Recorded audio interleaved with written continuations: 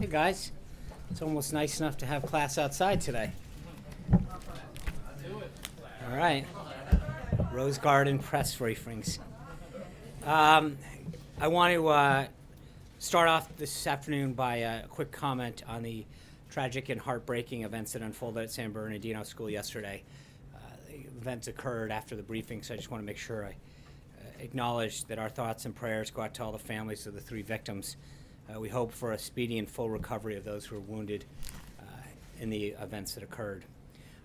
Moving on to today, the President this morning led a discussion with some of the world's top job creators on how private sector thinking can help the government modernize and provide a better, more efficient services to the American people.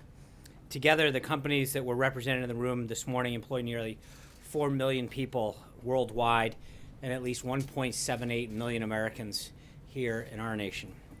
Starting in small interactive groups, the cabinet members shared their strategic visions for their departments and listened as business leaders offered their unique perspectives on how they might achieve those goals. The groups then came together and shared their discussions and outcomes with the President. The meeting was hosted by the Office of American Innovation and was another opportunity for the administration to engage with the private sector and harness its knowledge to develop innovative solutions to some of our country's biggest problems, like the crumbling infrastructure and broken system at the Veterans Administration. Also this morning, the President completed several procedural steps to ratify the protocol for Montenegro's accession to the North Atlantic Treaty Organization, following the Senate's overwhelming and bipartisan vote of advice and consent in support of this ratification. The United States looks forward to formally welcoming Montenegro as the 29th member of the NATO alliance. And later today, the President will have a series of meetings with his national and economic security team. Later, the Attorney General is also at the southwest border to announce specific new actions the Trump administration is taking to secure our borders and keep the country safe. The administration is committed to ending the practice of smuggling gangs and cartels across the border that flood our country with drugs and violence. These actions, which include a strengthening of the laws applying to those who are caught attempting to illegally return to the United States after prior removal, and those who profit off smuggling people across the border, will once again make it clear to the brave men and women of law enforcement that the Trump administration has their back. And Secretary Tillerson finished the G7 foreign ministers meeting today and is now in Moscow for meetings with his Russian counterpart. The visit is part of our effort to maintain direct lines of communication with senior Russian officials and to ensure that the United States' views on the situation in Syria, counterterrorism efforts, North Korea, and other matters are clearly conveyed. We're open to strategic cooperation with Russia when we can achieve a shared goal, such as defeating ISIS, but we'll stand up for our interests and values when we do not see eye to eye.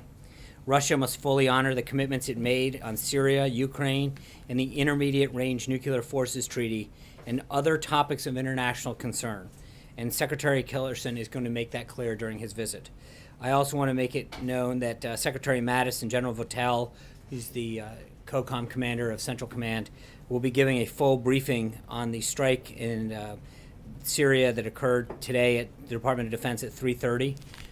Then at 4 o'clock, I'll be back up here for an off-camera briefing with Director Mulvaney of the Office of Management and Budget and OMB Senior Advisor Linda Springer for regarding the President's executive order on reorganizing the executive branch. So that gives us 3 briefings plus this today. Not to get you real excited, but we'll have another one tomorrow morning in advance of the NATO meeting with the Secretary General. This afternoon's briefing will be discussing the plan on reforming the federal government and reducing the size of the federal civilian workforce that OMB was directed to produce by executive order. So we'll be spending a lot of quality time together over the next 24 hours. And with that, I'd be glad to take a few questions. Ken. Sean, on Russia to start. Does the administration believe that Russia had any advanced knowledge of this chemical attack in Syria? And does the administration believe that Russia may have been complicit in this attack? I believe there was a background briefing earlier today where that was discussed. At this time, there's no consensus in the intelligence community that that's the case. Is there any thought within the intelligence community, or are there some strands of the intelligence community? Again, at this point, the only thing I'm going to say is that there's no consensus within the intelligence community that there was involvement. Annie? Today, in the background briefing, Trump officials accused Russia of helping Syria cover up Assad's use of chemical weapons. In the past, Trump has praised Putin, calling him very smart and expressing his general admiration. Does he still think Putin is very smart, and does this change the relationship between the two leaders? Well, I think a couple things. Number one, I think the president's made it clear from the beginning that that he entered office thinking that if he can get a deal with Russia in our national interest, which I discussed during the opening remarks as part of Secretary Tillerson's conversation with Foreign Minister Lavrov, then we're going to do it. But if we can't get a deal and if we can't find an area of national interest, then we won't. And in this particular case, it's no question that Russia is isolated. They have aligned themselves with North Korea, Syria, Iran. That's not exactly a group of countries that you're looking to hang out with. With the exception of Russia, they are all failed states. There is clearly, Russia is on an island when it comes to its support of Syria or its lack of, frankly, acknowledgement of what happened. The facts are on our side. The actions of Syria are reprehensible. And I think that Russia has been party to several international agreements that Syria is not holding up to. In fact, that Russia needs to hold themselves up to. So I think the president has been very clear with his stance on Russia. And in this particular case, we're going to be very forceful, and I think, as will Secretary Tillerson during his visit, to make sure that we let Russia know that they need to live up to the obligations that it has made. Caitlin. The administration has said sanctions against Syria are forthcoming. What will those look like, and when can we expect them? Great question. I think you know well enough at this point that we're not going to announce any of that kind of action until it's ready to go. I think the president's made it clear that additional action with respect to Syria in terms of its failure to stop engaging in actions that harm its people will result in action. And so I'm not going to get ahead of what he is planning to announce or when, but as he has made clear on a variety of circumstances, he's not one to telegraph his actions until he's ready to make those announcements. Secondly, has the administration identified an opposition party that could come to power in Syria if there is a regime change? I think first and foremost, and I stated this yesterday and we'll state it again, that our number one goal is to defeat ISIS. That is unequivocally the number one thing. I think secondly, the political conditions that exist in Syria right now are such that what we need Russia and others to do is to help create a political environment in which the Syrian people can choose a leader that is more suited to them. I think getting into who that should be, I think what we're trying to do right now is shape the environment to allow the Syrian people to determine their outcome. Blake. I'm going to change the topic into totally topics of that. Mark Meadows said earlier this morning that he thinks, quote, we're very close as it relates to health care and that two options were given to the House Speaker. Does the White House believe that you're very close on health care, and have you signed off on those two options? Well, two things. One, I think we're getting closer and closer every day. This has been a process that, as you know, the Chief of Staff, the Vice President, and others have been extremely engaged in behind the scenes. We clearly are getting closer. More votes are moving in our direction. And these ideas, I think, are very helpful, and the conversations are getting closer. I don't want to prejudge the outcome at this point, but I would say that we feel very buoyed by the direction that this is going and some of the outcomes. I know that with respect to a couple of the proposals that Congressman Meadows is suggesting, and part of those has to be, again, figuring out whether or not those attract additional votes and gain additional support and don't detract. And I know it sounds very simple, but that's what this entire process has been about. And so he is reviewing a couple of the provisions that he wants to make an amendment or to the ongoing amendment. Have you signed off to those two? It's not a question of us signing off. I think we're good with the direction that this is going, as long as it continues to grow the vote. A lot of these provisions that are being discussed give states the flexibility to enact certain provisions, which is consistent with our general philosophy of giving more competition and more choice to the people in the state. So, secondly, video that's being played across television, United Airlines. Do you think the government should investigate them, the industry as a whole, as it relates to passenger treatment? I would just say that I think there has been clearly law enforcement is reviewing that situation. I think there's plenty of law enforcement to review a situation like that. And I know United Airlines has stated that they are currently reviewing their own policies. Let's not get ahead of where that review goes. It was an unfortunate incident. Clearly, when you watch the video, it is troubling to see how that was handled. But I'm not gonna. They have clearly stated their desire to review the situation. Law enforcement's reviewing it, and I think for us to start to get in front of what should be a very simple, a local matter, not necessarily needing a federal response. Hallie, 2 questions, just to follow up on Blake, just very briefly. Has the president seen that video? I'm sure he has. And what's his reaction? I don't think anyone looks at that video and isn't a little disturbed that another human being is treated that way. But again, I think one of the things that people have to understand is that when there is a potential law enforcement matter for the president to weigh in pro or con would prejudice a potential outcome. So I don't want to get in, but I think clearly watching another human being drag down an aisle, watching blood come from their face after hitting an armrest and whatever, I don't think there's a circumstance that you can sit back and say this probably could have been handled a little bit better when you're talking about another human being.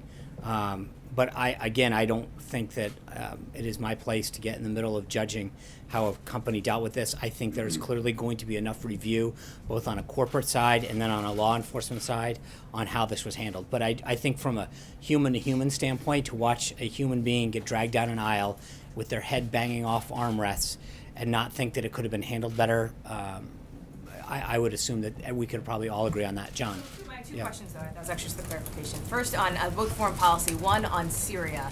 This administration is continuing to fight for its travel ban that would in part limit refugees coming in from Syria. The president spoke very starkly about how affected he was by some of the images that he's seen Yes. of these youngest victims. There have also been images of refugees, like, for example, Island Curry, that have also been heart-wrenching for people. Is the president giving any thought to reconsidering that aspect of his travel ban? In terms of letting them in? Well, I think you've heard a lot of these refugees in particular talk about the fact they're not looking to flee. They want.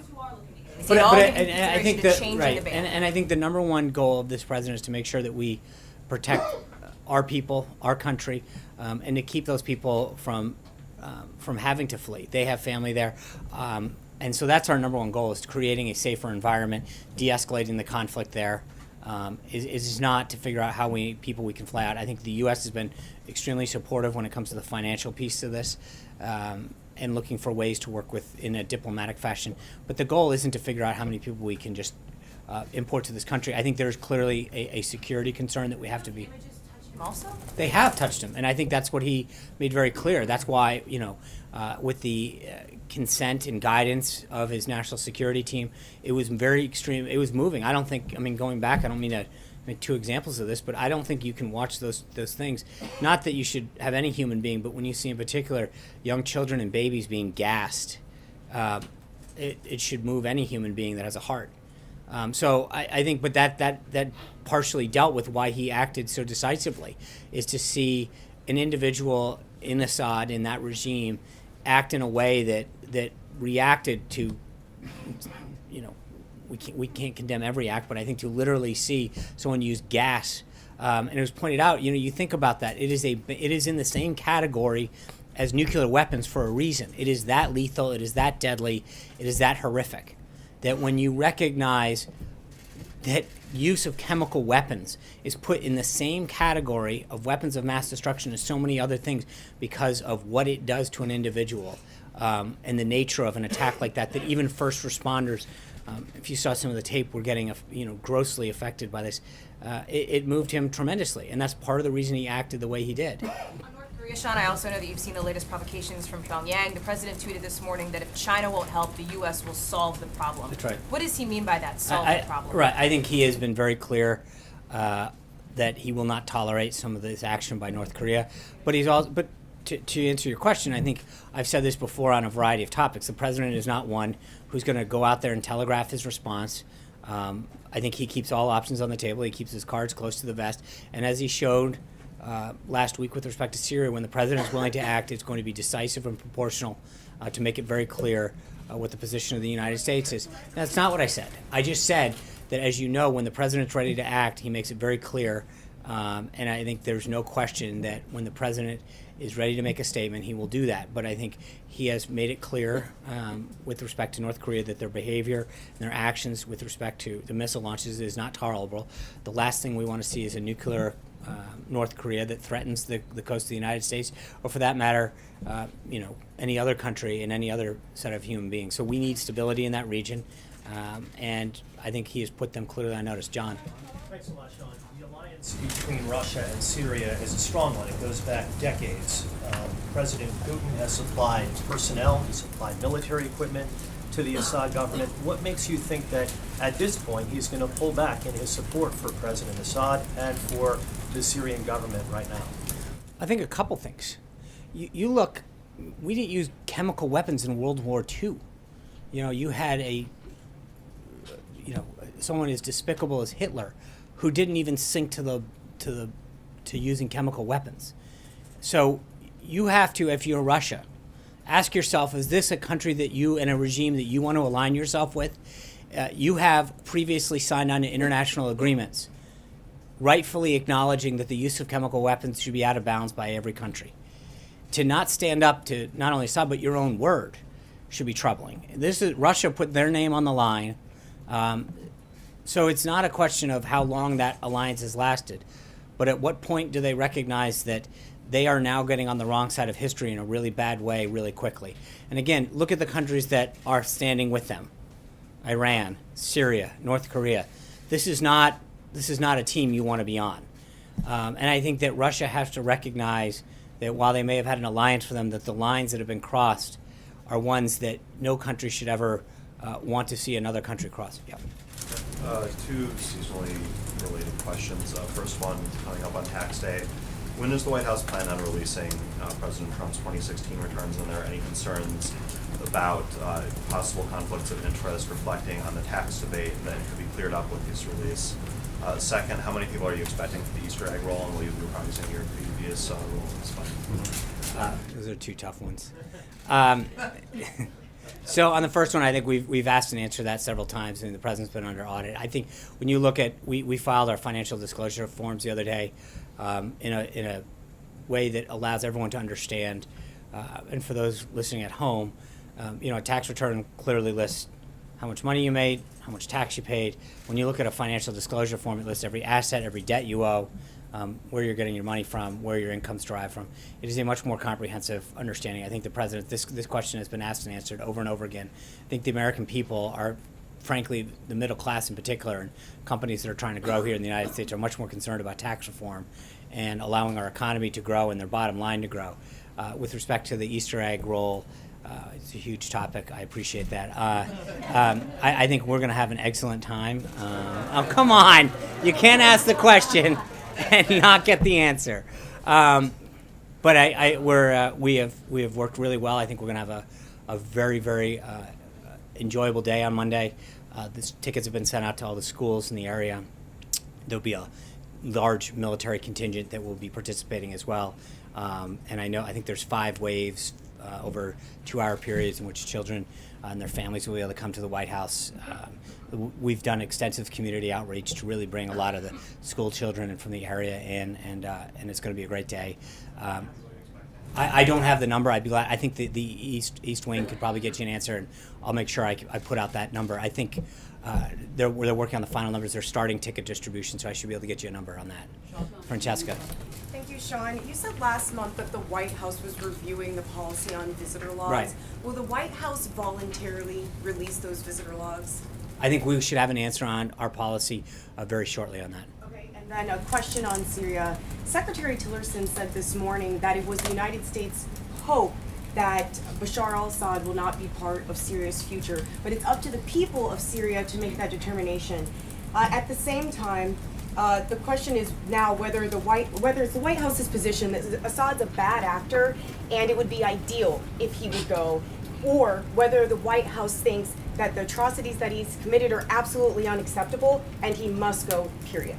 As I mentioned yesterday, I don't see a peaceful, stable Syria in the future that has Assad in charge. So he absolutely has to go, I period. think there's no question that you can't have a peaceful Syria with Assad in charge. I don't see how that ever works. So no, I don't see a future Syria that has Assad al-Bashar as the leader of that government. Kristen. Thanks, Sean. I want to ask you about some comments that Eric Trump said. Speaking of Ivanka Trump, Ivanka is a mother of 3 kids, and she has influence. I'm sure she said, listen, this is horrible stuff. My father will act in times like that. Did Ivanka Trump play a role in President Trump deciding to strike Syria, and if so, what was that role? Well, the president, I think we released last Friday a very comprehensive TikTok of, when the president was informed by his national security team and how his thinking evolved. 10:30 last Tuesday, his national security team was giving him his presidential daily briefing. They went over what had gone on in Syria in detail. He began to ask a series of questions. They came back to him later that day. There was a deputy principals meeting later on Tuesday. On Wednesday, there was a principals meeting.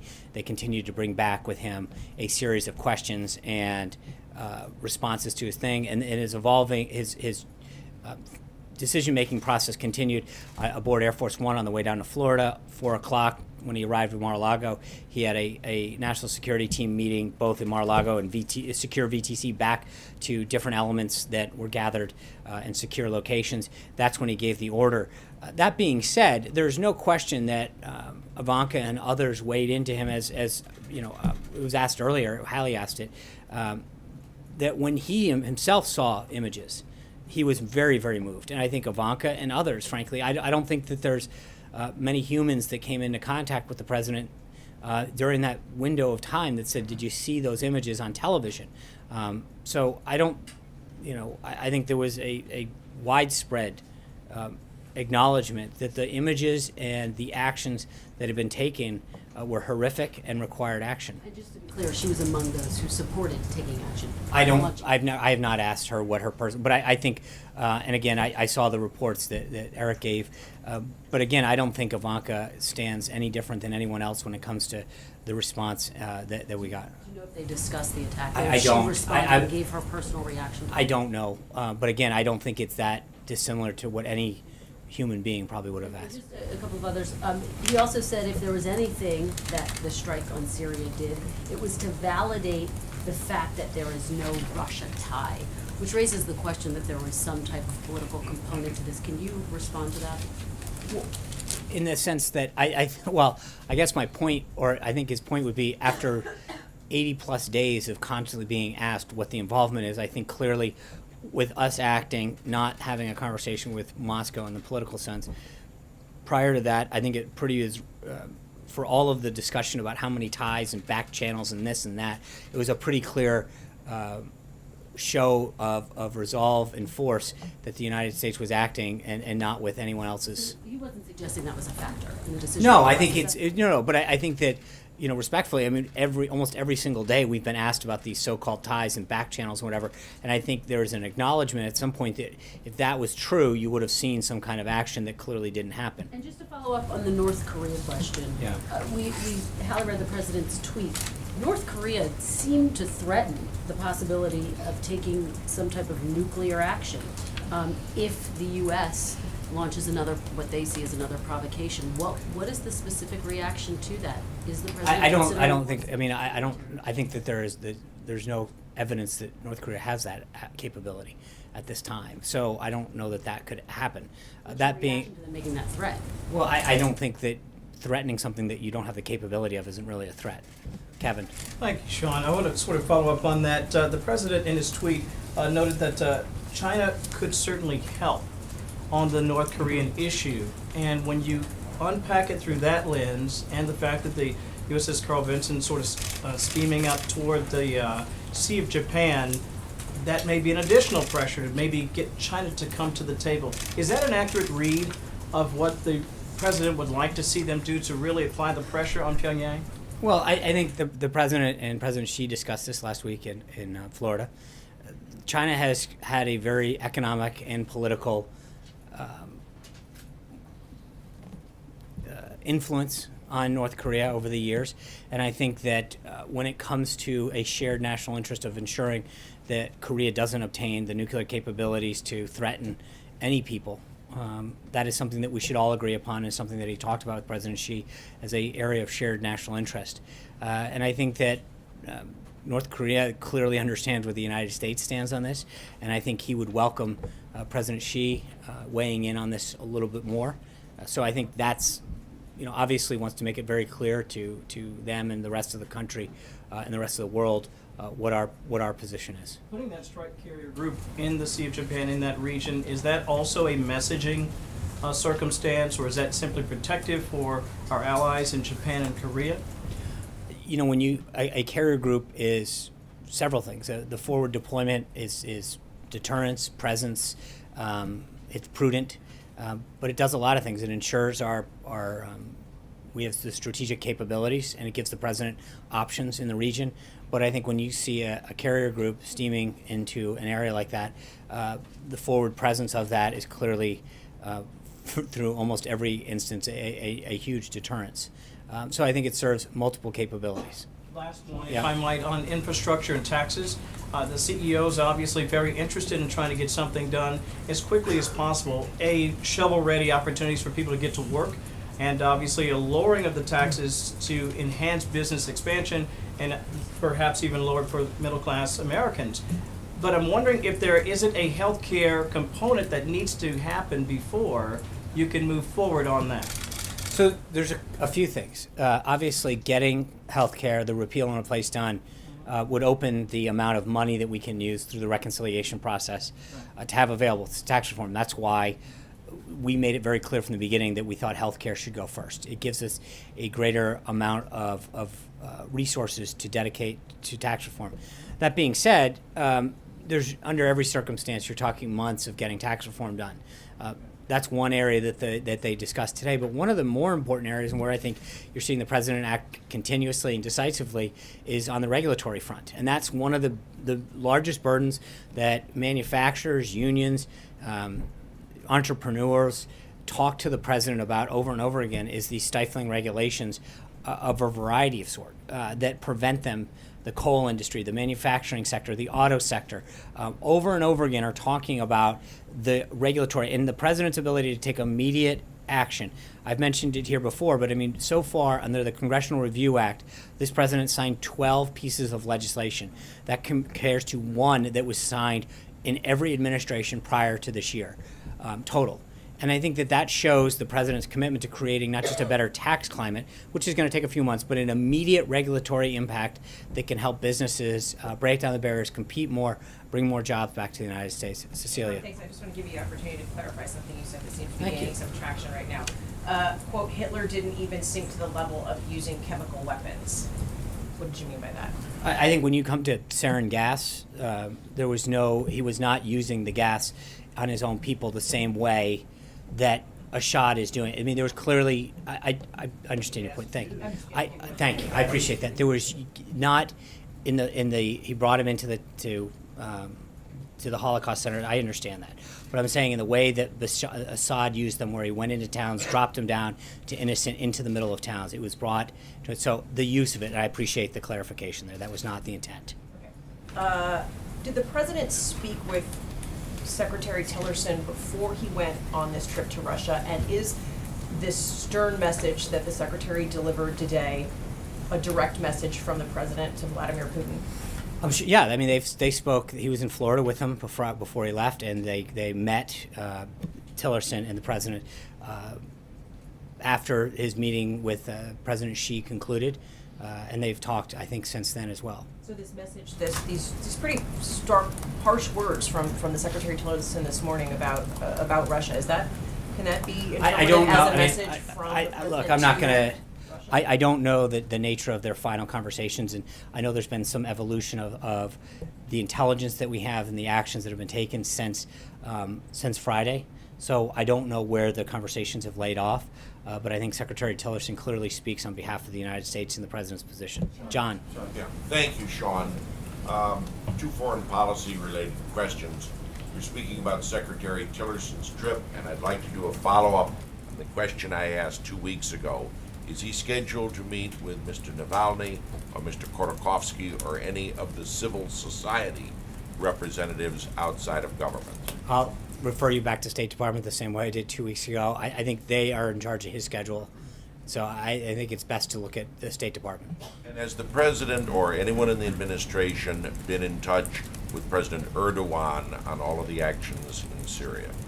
I do believe that someone, either the Vice President or the Secretary of Defense, spoke with him last week, but I'd have to check. I know there was a series of foreign leader and head of government calls to both Defense Minister and heads of state, but I'd have to check. I thought he was on that list, but off the top of my head, I cannot recall.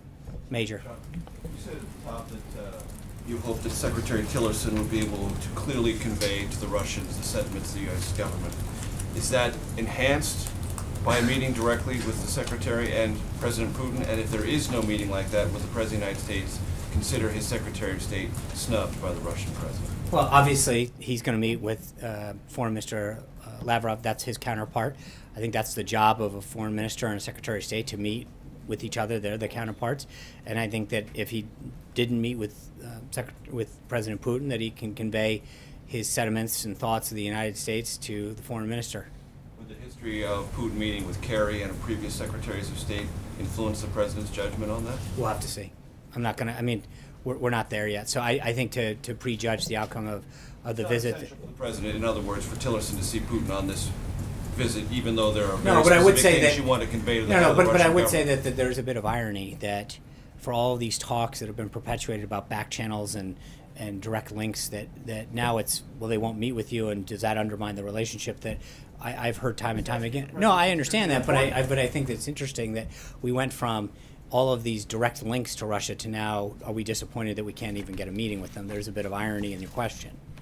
I don't even understand your point. They- I'm they- asking you, at the time after the United States has called out Russia for a Right. disinformation campaign in Syria, for collusion with a government it regards as carrying out a war crime, meeting with the Russian president, is it or is it not a priority for this president to have his Secretary of State convey that directly with the He head is of the Russian conveying that government? message, and that's what he's The head of doing. the Russian government. But That's all I'm if asking. the head of the Russian government won't meet with him, then he's going to convey it to his counterpart. And I'm asking you if that. And I just said we're not there yet, but I think right Would now, not consider that a snub. no, I think the answer is that he's meeting with his counterpart. That's the appropriate person for him to convey that with, and we'll have to wait and see how the meeting goes. Steve. The Russian president today said that all this talk from the White House about weapons of mass destruction reminds him of what he heard from the White House in 2003. This White House is expressing confidence that sarin gas was used. What do you say to skeptics in Moscow and maybe in other countries, perhaps here at home, who doubt that level of confidence? I think there was a 45-minute briefing with members of the national security team prior to this, which they walked through all of that level of confidence that they have. I think that anybody who doubts that, in terms of the pictures that were shown and the media that was there, wouldn't just be doubting the intelligence, but it would be doubting the entire international reporting crew that was there to document all of this. There have been doctors, intelligence communities, media. I mean, I don't think it takes mere eyeballs to recognize what's happening and happen throughout there. So it's not a question of doubting us, it's doubting everybody but Iran, Syria, North Korea, Russia. And one other historical villain who used chemical weapons against his own people was Saddam Hussein.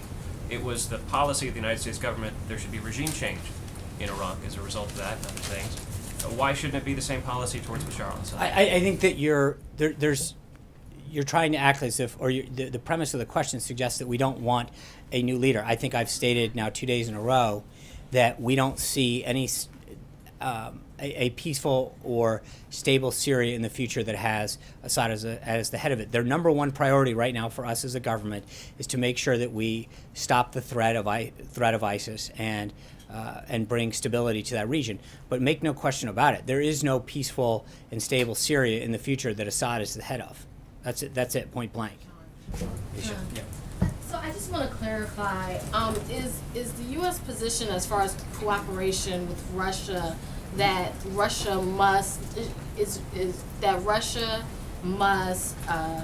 admit or agree that Syria was behind the chemical attack, and then also that Russia must disown Assad? Like, can cooperation happen if Russia maintains its position that Syria was not behind that chemical attack? It's not just behind it. I think that Russia has joined an international agreement regarding the not just the use, the possession of.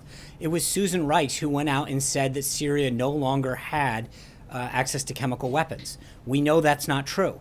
I think that the United States, Russia, and others signed an international agreement that Syria was part of that said that they would not only use but possess chemical weapons. The first thing that we need to do is make sure that we enforce the existing agreement that Russia is a partner to. That's first and foremost.